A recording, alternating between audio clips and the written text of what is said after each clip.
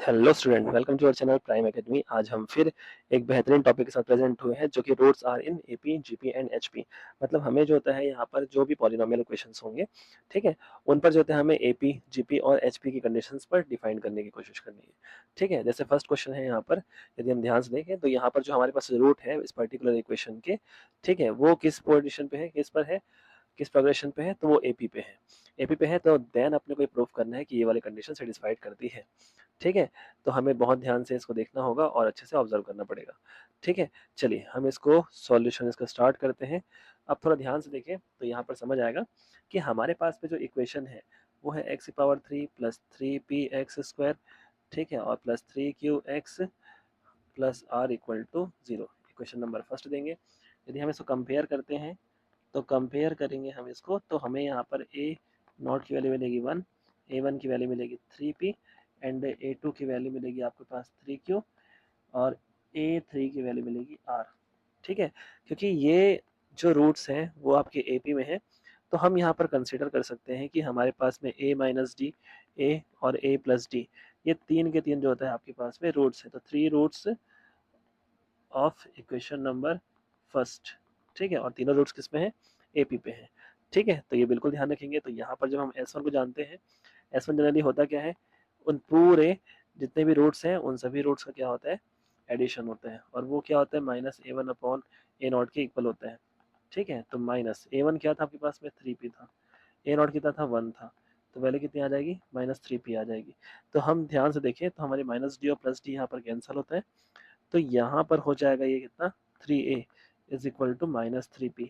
ठीक है, अब ध्यान देखें तो 3 से 3 यहाँ पर कैंसिल हो जाएगा, तो a की वैल्यू कितनी हो जाएगी -p हो जाएगी। ठीक है, अब हम एक चीज जानते हैं कि हमारे पास a जो है वो एक्चुअल में क्या है, रूट है, किसका, root in equation number first. ठीक है, तो हमारे पास जो a है वो आपका रूट है, इसका इक्वेशन नंबर फर्स्ट का।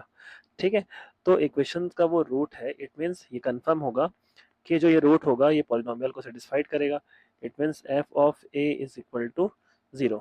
ठीक है, अब यहाँ पर ध्यान दें तो हमें एफ ऑफ यहाँ पे -p मिल रहा है, तो हमें जहाँ जहाँ पर x दिख रहा था वहाँ वहाँ पे अपने को -p पुट करना है। हमारे पास जो गिवन इक्वेशन था वो गिवन इक्वेशन था x की power 3 plus 3p(x²) plus 3q(x) plus r equal to 0। ठीक है, चलिए तो अब यहाँ पर देखते हैं एक्स प्लस पे क्या पुट करना है, हमें -p पुट करना है। तो -p की पावर 3, 3p -p की पावर 2 प्लस 3q और फिर से -p plus r equal to 0। ठीक है, -p की पावर 3 होती है -p की होल पावर 3 प्लस 3p और -p का स्क्वायर होता है +p² प्लस 3q और ये -p plus r equal to 0।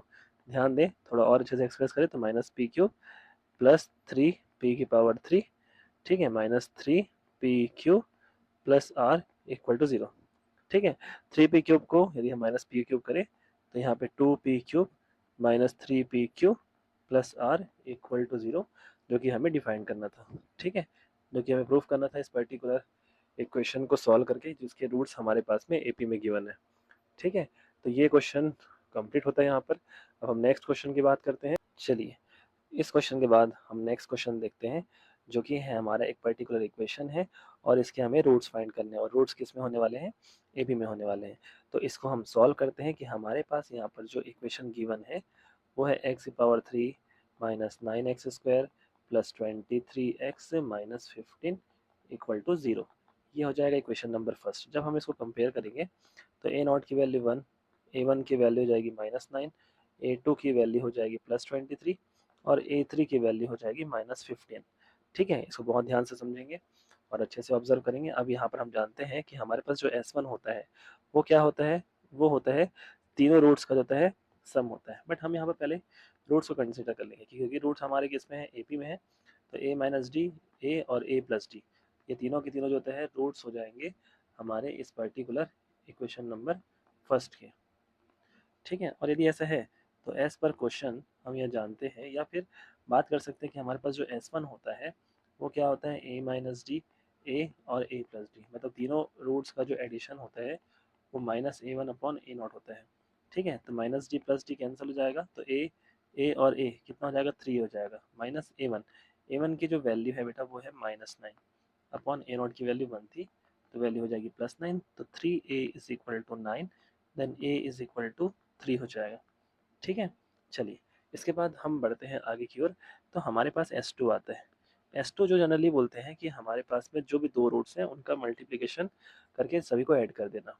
ठीक है, तो a minus D into A into A plus D and A minus D और a प्लस डी के मल्टीप्लिकेशन करके सबको ऐड कर दीजिए। और ये जो फॉर्म होता है वो -1/2 A2 अपॉन A0 होता है। ठीक है, चलिए तो हमारे पास यहाँ पे क्या हो जाएगा, ए स्क्वायर माइनस ए डी, फिर से इंटू करेंगे तो ए स्क्वायर प्लस ए डी, और यहाँ पर हो जाएगा ए स्क्वायर माइनस डी स्क्वायर, और ये हो जाएगा A2 की जो वैल्यू है +23 थी।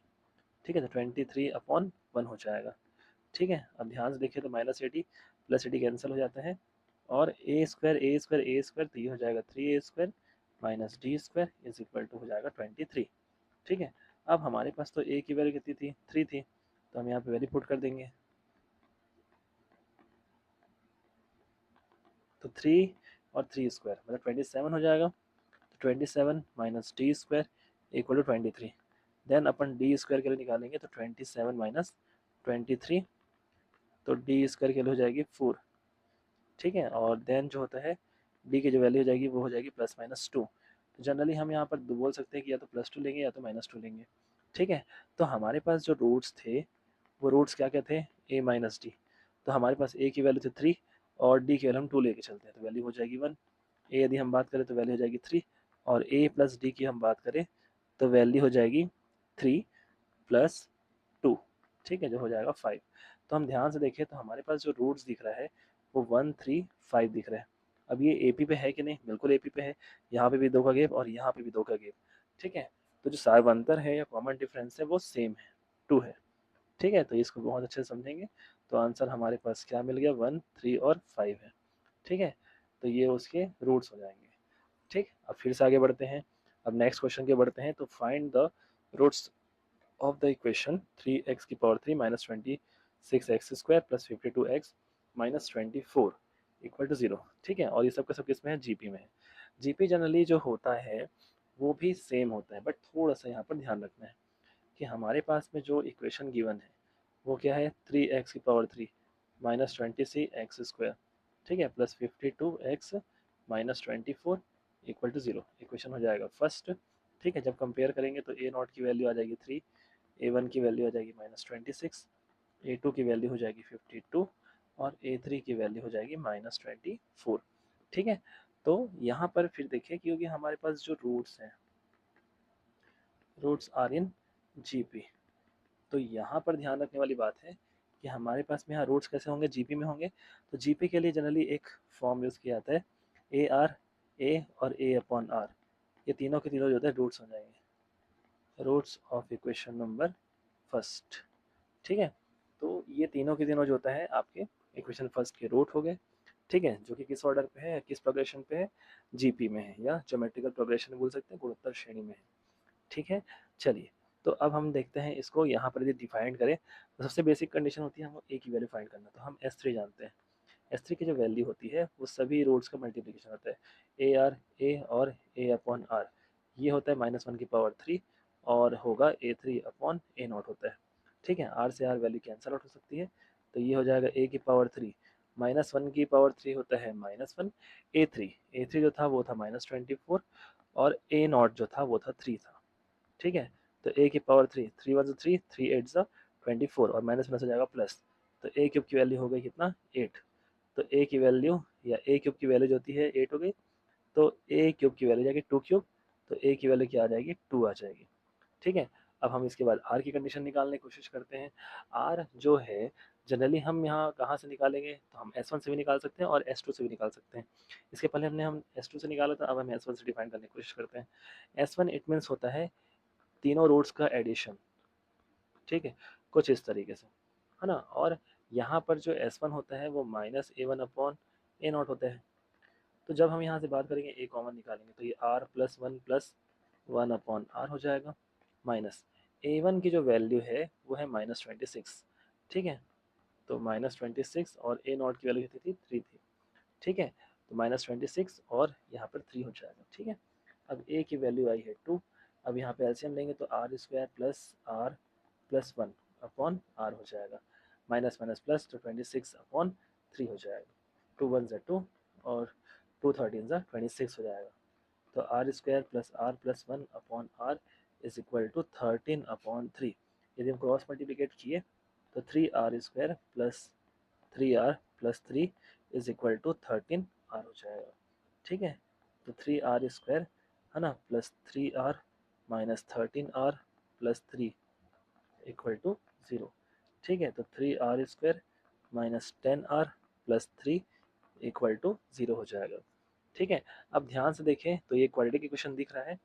तो इसको सॉल्व कैसे करेंगे कि हमें कोई दो नंबर ऐसे पिक करना है जिसका मल्टीप्लिकेशन करने पर 9 आए, प्लस 9 आए और एडिशन करने में -10 आए।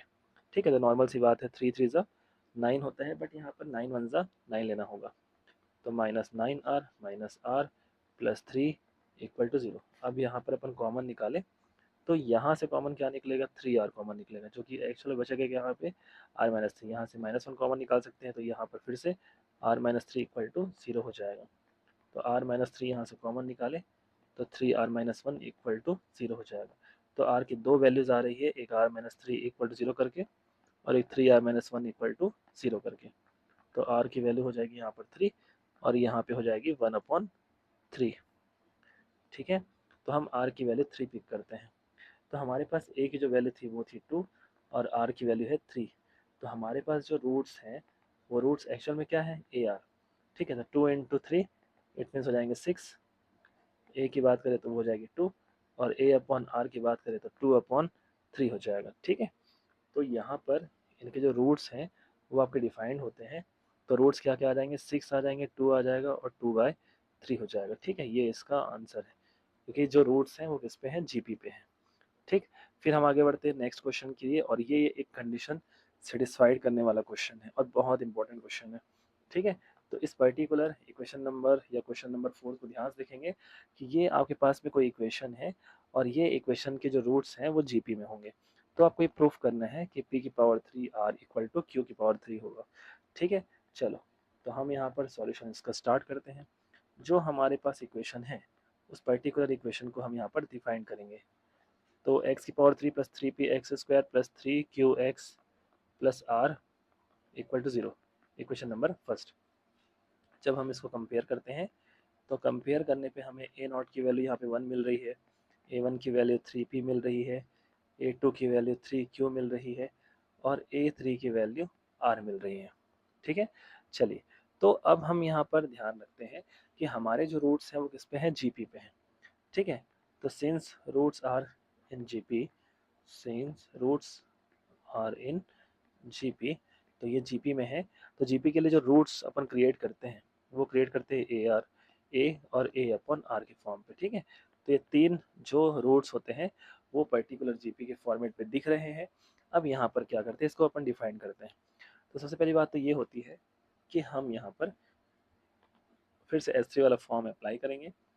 तो S3 हमारा हो जाएगा A R into A upon R, क्योंकि यहाँ से आर और आर हमारे कैंसिल हो जाएंगे और -1 की पावर 3 a3 अपॉन a0 हो जाएगा। ठीक है, तो ध्यान से देखेंगे तो a की पावर 3 इज इक्वल टू -1 की पावर 3 होता है -1 और a3 क्या है, r अपॉन a0 की वैल्यू कितनी थी, 1 थी। तो a की पावर 3, ठीक है, यदि हम ध्यान से देखें तो हमें यहाँ पे क्या डिफाइंड होते मिलेगा, a की पावर 3 इज इक्वल टू होगा -r। ठीक है, a की power 3 is equal to -r होगा। अब हम एक चीज़ जानते हैं कि हमारे पास जो ये रूट्स हैं, ठीक है, ए जो है हमारा ये रूट के फॉर्म पे डिफाइन कर रहा है। अब हम इस पर्टिकुलर टर्म को, ठीक है, उस तरीके से ही सॉल्व करेंगे जैसे ये दिख रहा है और जैसे ये डिफाइन करना है इसको। ठीक है, तो छोटे छोटे टर्म्स हैं, ज़्यादा इसमें कोई दिक्कत नहीं है, लेकिन जो यहाँ पे रूट्स हैं उन रूट्स को देखते हुए थोड़ा दिमाग से इसमें काम करना पड़ेगा और थोड़ा संभल के काम करना पड़ेगा, क्योंकि यहाँ पर जो फॉर्म दिख रहा है वो पर्टिकुलर रूट को डिफाइन करते आ रहा है।